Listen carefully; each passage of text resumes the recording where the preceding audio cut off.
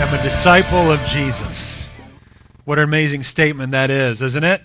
You know, really, and when we think about it, I think most of us here would desire that, right? Most of us here want to be a disciple of Jesus.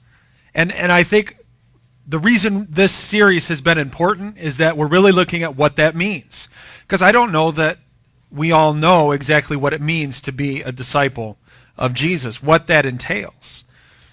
You know, Jesus told us to go and make disciples of all the nations, but I think really making disciples is something that's been overlooked.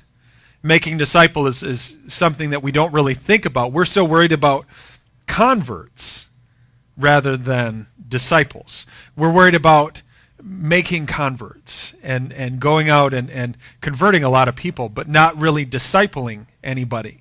But that's not what we were called to do. We are not called to make converts. We're called to make disciples of all nations. And so it's important that we look at this. And we started off really the first week. We were looking at Mark 8:34 and 35, just those two verses, and just talking about what is discipleship. What does that mean? And we read these verses. Then he called the crowd to him along with his disciples and said, "Whoever wants to be my disciple must deny themselves, take up their cross, and follow me. For whoever wants to save their life will lose it, but whoever loses their life for me and for the gospel will save it." And we looked at those two verses and really what it meant, what it means to deny yourself, to surrender everything, to take up your cross and be willing to give even of your life and to follow Jesus. And it's a great passage because Jesus lays it out. I mean, that's straight from the mouth of Jesus, what it means to be his disciple. What it means to be a disciple of Jesus, because I think it's important for us to know if Jesus is who we're following. It's important for us to know what he says about being his disciple. And so we're talking about the fact that when we follow Jesus, when we live out his plan for our lives, we will be branded. The world will see us differently. They will know that we are different, and they will brand us as being different. And so we talked about that the first week, and I'm not going to get too much into that because if you missed it, we've got all of our messages online. They're archived. You can catch them all. You can watch it on YouTube. You can listen to the podcast. We've got a lot of opportunities to kind of catch up on that. But then the last 2 weeks, we've had Henry Rojas here, and he's been sharing his thoughts on discipleship, and it's been amazing to have him here really talking about this whole idea of discipleship and what it means to be branded, because he kind of took everything and made a U-turn. And he started talking about when we're branded, when we're marked, that's the mark that God puts on us. When we are his children, he marks us, and no one can take that away. No one can take that mark off us. God has put it there, and no one can take it away. And it's been great to hear his words of wisdom. And there were a couple things over the last 2 weeks that really stuck out to me. And I know there were a lot more than this, that I can think of. I'm sure that you can think of. But two things really that he said really stuck out to me. The first thing that he said is that truth trumps feelings every time. Truth trumps feelings every time. That's a tongue twister. I got to tell you, I was practicing it last night. I cannot say it 5 times fast. It's a tongue twister, but it's right. It's true. Truth trumps feelings every time. Because how encouraging is that? The fact that when we live our lives, we live according to the truth. Too many times we try to live our lives based on a feeling. Right? How we feel about something, and then we make a decision based on how we feel about something, and that's our life. And the same with our faith. We want to have these feelings. We want to have this overriding wash of emotion. You know, when we're having our worship time, we want this emotion. When we're praying, we want this emotional connection. When we're reading our Bible, we want this emotional connection to happen. And if we don't, what do we say? Well, God just isn't here today. It just doesn't feel like God is there, right? It doesn't feel like God is here. You know, we have these, we forget that God told us he will never leave us. He will never forsake us. God is here, whether we feel it or not. It's not feelings, it's truth. And, you know, we read through, and one of my favorite books of the Bible is Psalms. I love it because you look at it as it's a lot of different people that have written that book, that go into that. And, all through that book, it's a very human response to God, which is why I like it, because, you know, talking about this very thing, truth trumps feelings every time. You look in Psalm 22, and you see this exact thing, this exact struggle going on. You read the very first verse, my God, why have you forsaken me? Why are you so far from saving me, so far from my cries of anguish? This is someone who doesn't feel like God is there, right? He doesn't feel like he's there taking care of him. But then a couple verses later, 22 verses 3 and 4, yet you are enthroned as the Holy One. You are the one Israel praises. In you our ancestors put their trust. They trusted, and you delivered them. And so it's this idea of how I feel, but this is the truth. And it goes back and forth, this whole chapter. How I feel, this is the truth. How I feel, this is the truth. And I love it. It's a struggle going back and forth. And at the very end of the chapter, he just sums it all up and says, God has done it. He has done it. That's how it ends. It's basically he's saying, I know what I feel, but truth trumps feelings. I know what I feel, but I also know what the truth is. And so, that was really a good challenge, I think, for a lot of us, to stop trying to live our lives just based on a feeling, but understand that there's truth that we need to put into our lives. There's truth that we need to base our lives on, and that truth trumps our feelings. It trumps the way we feel about something. And so I said there were two things that kind of stuck out to me. The first one, truth trumps feelings every time. The second one was discipleship is how we relate to God, not how we behave in front of others. Right? Discipleship is how we relate to God. We have this idea that Christianity is this list of do's and don'ts. Christianity is some sort of checklist that we just have to go through. And if we do these things, we're okay. And if we don't do these things, well, you better pray for me. And, that's Christianity. But in all reality, that's just religion. And Christianity is more than just religion. It's not about a list of rules to follow. It's not about a list of things that you do and things that you don't do. It's about a relationship. You have a relationship with the creator of the universe, the God of the universe. And the only way you can have that relationship is through Jesus. When he came and he died, he shed his blood for our sins. That is how you have a relationship with God. That is what Christianity is all about. It's not religion, it's a relationship. And so that's what this is talking about. Discipleship, it's not about the rules that we keep. It's about the relationship we have with God. And it seems so easy when we're talking about discipleship. And Jesus says, deny yourself, take up your cross, and follow me. That's one sentence that sums up discipleship right there. Deny yourself, take up your cross, and follow me. It seems so simple, but it's not. It's not. It takes commitment, it takes time, and it takes effort. It's not something that just happens overnight. It's not something that happens instantly. And I think a lot of times in our culture, we want that to happen. We want it to be now, right now. I don't know, how many of you guys remember the Russian comedian Yakov Smirnoff? I remember, what a country guy, and he came over from Russia. And when he came over from Russia, he was not ready for all the things that we had in America, all of the instant products that we had. He said, on my first shopping trip, I saw powdered milk. You just add water and you get milk. Then I saw powdered orange juice. You just add water and you get orange juice. And then I saw baby powder, and I thought to myself, what a country. Right? We have so many instant products. That's the way we want our lives to be. We want it to be instant. We want it to be quick. We want it to be now. But we're looking at what a true disciple is, and a true disciple is all about commitment. A true disciple, being a true disciple and living out discipleship takes time, takes commitment, takes effort. And that's what we're looking at. And so today we're going to look a little bit further into what it means to be a disciple of Jesus. And we're still going to be looking at what Jesus said, but we're going to be looking at a different passage. So today, if you have your Bibles, you can turn to Luke 14. If you don't have a Bible, there's ones under the chairs there, iPhone or whatever. You can pull it up on your smartphone or your tablet, whatever it is. But we're going to be looking at Luke 14, we're going to start in verse 25. Okay. So Luke 14, starting in verse 25, we're going to do 25 through 27 first. It says, large crowds were traveling with Jesus, and turning to them, he said, if anyone comes to me and does not hate father and mother, wife and children, brothers and sisters, yes, even their own life, such a person cannot be my disciple. And whoever does not carry their cross and follow me cannot be my disciple.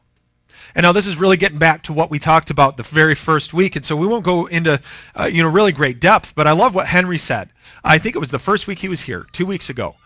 He read that same verse, and he said, geez, it sounds like Jesus is telling us to break one of the 10 commandments. Doesn't it?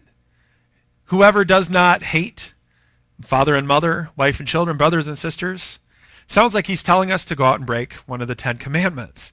But really, when we look at the Bible as a whole, he's not. He's not. And this is why it's so important that we never just take a verse here and a verse there and do things out of context. We have to understand that these two verses are in Luke chapter 14. They are in the book of Luke, which is in the Bible, and we take the whole thing as it is. And so if we look at this, we see that, Jesus is not going to tell us to break one of the 10 commandments. He's not going to say, you have to break one of the 10 commandments. The very next verse, whoever does not carry their cross and follow me. Is he telling people that they need to go out and be crucified to be his disciple? No, he's not being literal at this point, right? He's just saying, if there is something that comes before me, if you have anything in your life that you cannot let go of, including your life, then you cannot be my disciple. That's what he's saying in this this passage. And like I said, I won't go into too much more detail on that because we talked about that the first week. We're going to continue on, but that is the challenge. That is the challenge, giving up everything. If there is something that comes first, if there's something that you cannot let go of, then you cannot be his disciple. And so continuing on, today we're going to talk a little bit differently about discipleship. We started off talking about the marks of discipleship. What are the marks of discipleship? Today we're going to talk about what are the fruits of discipleship. We're going to be talking about what your life will look like if you're a disciple. And we're going to be pulling, once again, we're going to be pulling from Luke. And we're going to continue on with the passage there where we left off. So in the fruit of discipleship, the first fruit, the first thing that I see in a disciple's life would be follow through. And so continuing on, we're going to look at Luke 14, verse 28 through 30. It says, suppose one of you wants to build a tower. Won't you first sit down and estimate the cost to see if you have enough money to complete it? For if you lay the foundation and are not able to finish it, everyone who sees it will ridicule you, saying, this person began to build and wasn't able to finish. So Jesus goes from talking about taking up your cross, and now he's talking about construction. And I got to tell you, I am not in construction, and there's a reason, because that's really how it would end up. Nothing would quite line up quite right. I'm not good at that stuff. Okay, but he's talking about someone who's building a tower, someone who is counting the cost of what it takes to build that tower, and deciding whether or not they can finish that. And so, here in Arizona, I think we see that a lot when you look at all of the unfinished subdivisions that are around, right? So many. I remember we moved to Arizona in 2007. We moved down to Casa Grande. And when we moved in, there was a big subdivision. It was beautiful. All the streets were paved. There were street lights. There were even, you could see the electrical things where the houses would go. There was a nice wall around it. It was gated, and there was landscaping all around it. It was beautiful, but nothing happened. And if you remember, 2007 was right kind of where everything kind of stopped. And so you could see, everything, we were there for 4 years, and while we were there, it just kind of slowly would decline. The palm trees started off like this, they ended up looking like this, and you could really tell which of the plants that were in the landscaping that were actually desert plants, because those would be huge because nobody's taking care of them, and then the other ones that weren't desert plants would be all dead and shriveled and dried up because nobody was taking care of them. And it was really, honestly, it was a sad sight to see. And now it's been 3 years since we moved away from Arizona, and still, moved away from Casa Grande, and still, it's still not done. It's still just sitting the way it was. And it really is, a sad sight to see something that's started but not finished. And I know there's a lot of factors that went into why that happened, right?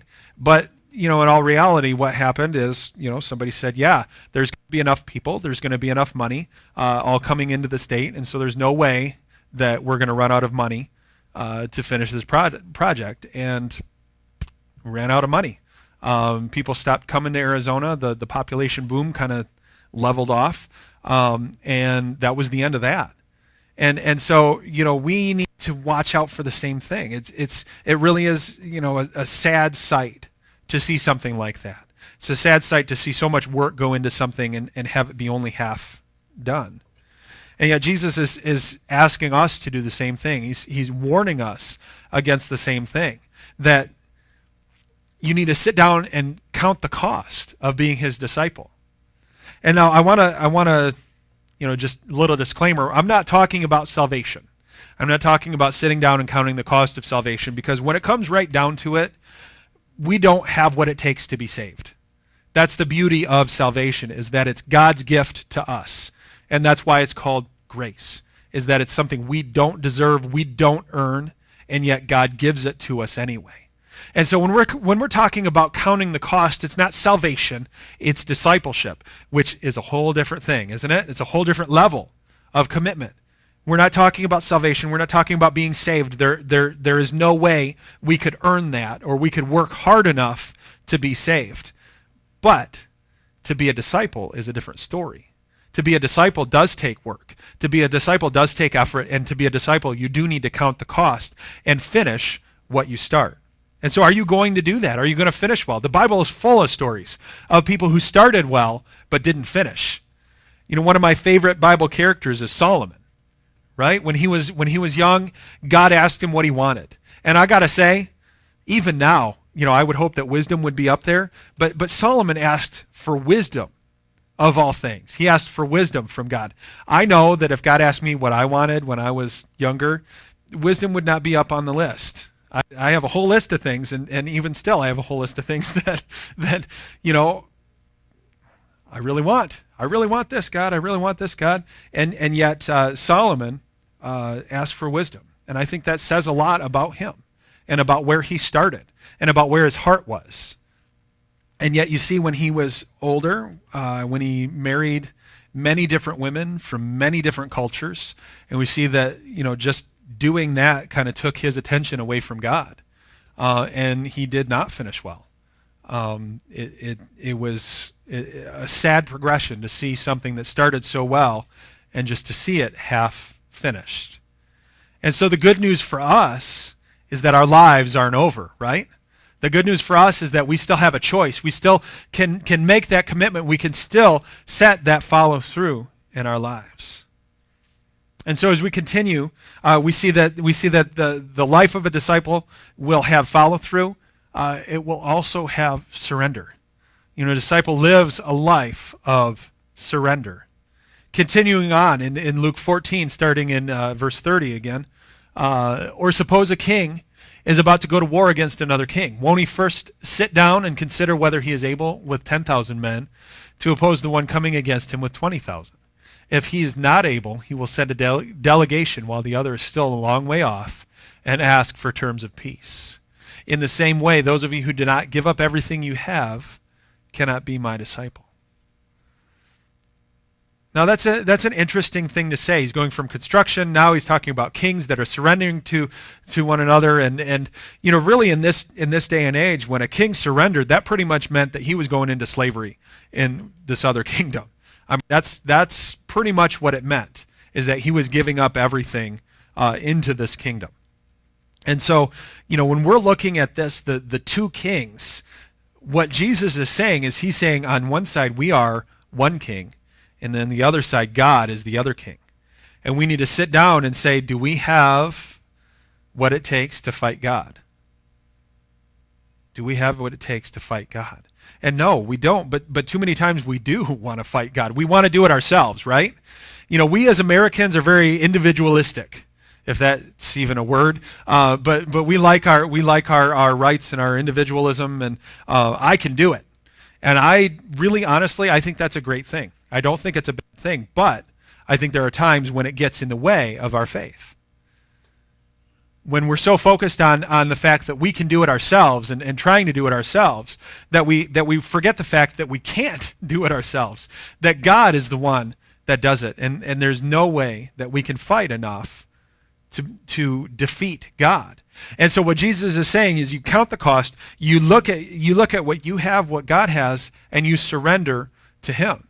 And this isn't just saying, okay, you're first, I'm second.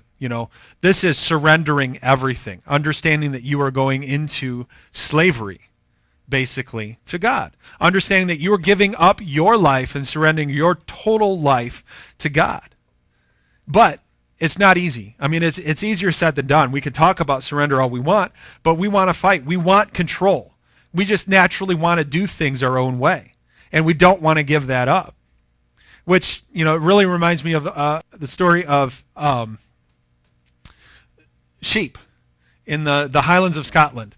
They'll go out on cliffs looking for grass, and then they'll get stuck there because they can't climb down or up or anywhere. They get stuck there, and the shepherd has to come in, and he has to save them somehow. The problem is, when he goes and he tries to save them, if they can still fight, if they still have the energy to fight, they'll just run right off the cliff and die. Right?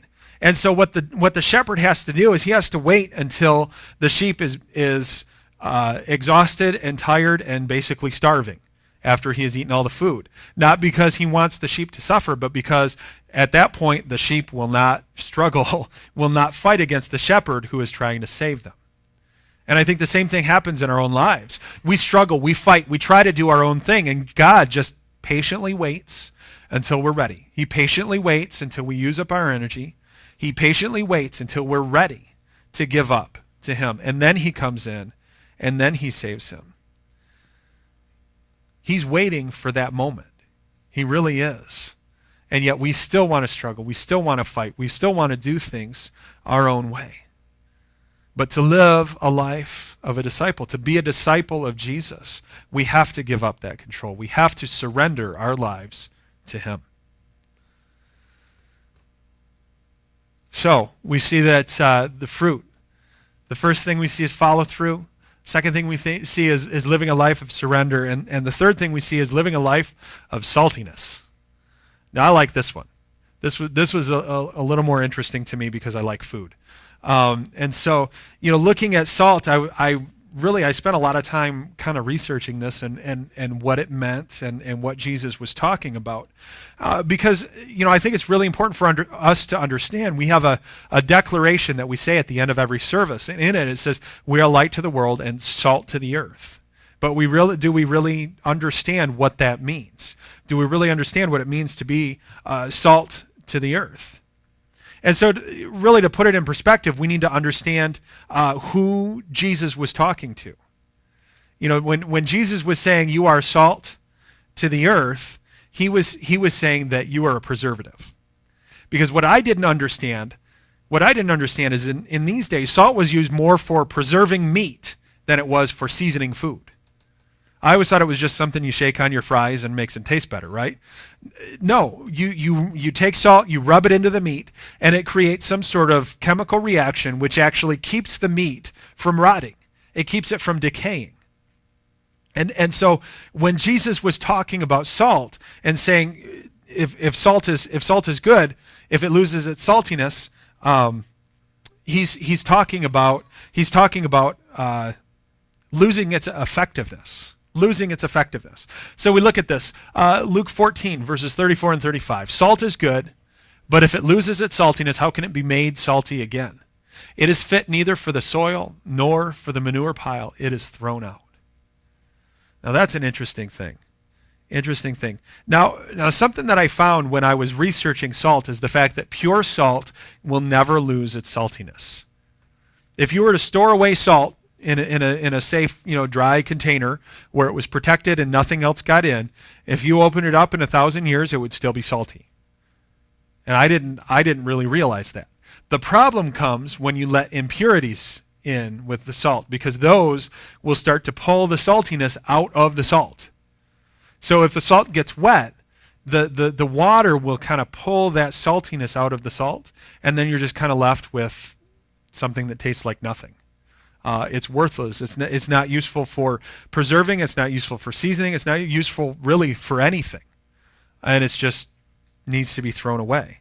And so I think this is true in our own lives. If we let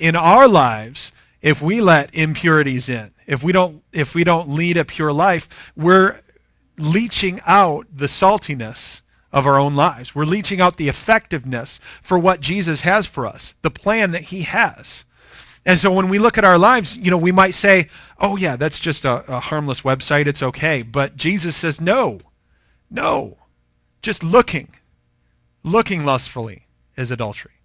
There are so many times where the world and Jesus have these opposing viewpoints on things, and we're letting the world tell us what's okay, and we're letting the world put these impurities in our lives where Jesus says, no, if you let those in, you are not going to be salty again. You're not going to be useful to me at all. You're going to lose your saltiness, because in Matthew 5:13 he says, you are the salt of the earth. You are the preservative of the earth. And so if you are preserving the earth the way salt preserves meat, if you are keeping those impurities out of the earth, but if you are letting those impurities into your own life, you're going to lose your saltiness. You're going to lose your effectiveness. You're not going to be able to do any good in the world. Something that I was thinking about actually just this morning. It's not even in my notes. But as I was talking, I was thinking about why Megan and I started coming to the place. Because in most cases, when a pastor comes in, they come in and you have like a interview process and all of this stuff, and the church picks and the pastor says yes, and it kind of all happens at once. But with me and with Megan, we were actually coming to the place before I came on staff. And so, one of the things that really drew us to the place is just the fact that Greg wants Wickenburg to be a better place because the place is here. And I think that is an interesting thing, because I think that is what Jesus is saying. He's saying that the world should be a better place because you are in it. The world should be a better place because you are being the salt. You are being the preserving I can't think of the word I was going to use right now. But you are preserving the earth. I love when that happens. And I think that's what Jesus is calling us to do. He's saying that the world should be a better place because you are in it. I think that's a challenge. I really do, because so many times, so many churches that I've gone to, that I've been a part of, it's not that way. We're so concerned about what's going on in here that we're not thinking about being salt in the world. We're not thinking about the fact that we have a responsibility to say something. We have a responsibility when we see things that are not right, when we see things that God does not like, we have a responsibility to say something. I'm not saying we have a responsibility to hate people or to bash people or to be rude, because it all comes back to the world should be a better place with us in it. I'm saying we need to say something. We need to be able to stand up and say, no, God says this. This is the truth. I know this is what you feel, but this is the truth. Back to where we started. That's what we are called to do. That's what Jesus is calling us to do. And that's the challenge, really. Jesus is speaking to us, and I want to know, are you listening? Are you listening to him? Because he ends out this whole passage here. The very end of verse 35 says, whoever has ears, let them hear. He's talking to a crowd, but he knows that not everybody's listening. He's talking to a big crowd of people, telling them exactly what it takes to be his disciple. He's explaining it, but he knows that not everybody's hearing it. And so I want to know, are you hearing it? What's your choice going to be? Because we've been saying from the start, from the beginning of this series, that discipleship is a process. It's something that takes time. And are you willing to commit to that process? Are you willing to commit to living a life of follow-through, to living a life of surrender and a life of saltiness in this world? That's my challenge for you this week. Let's pray.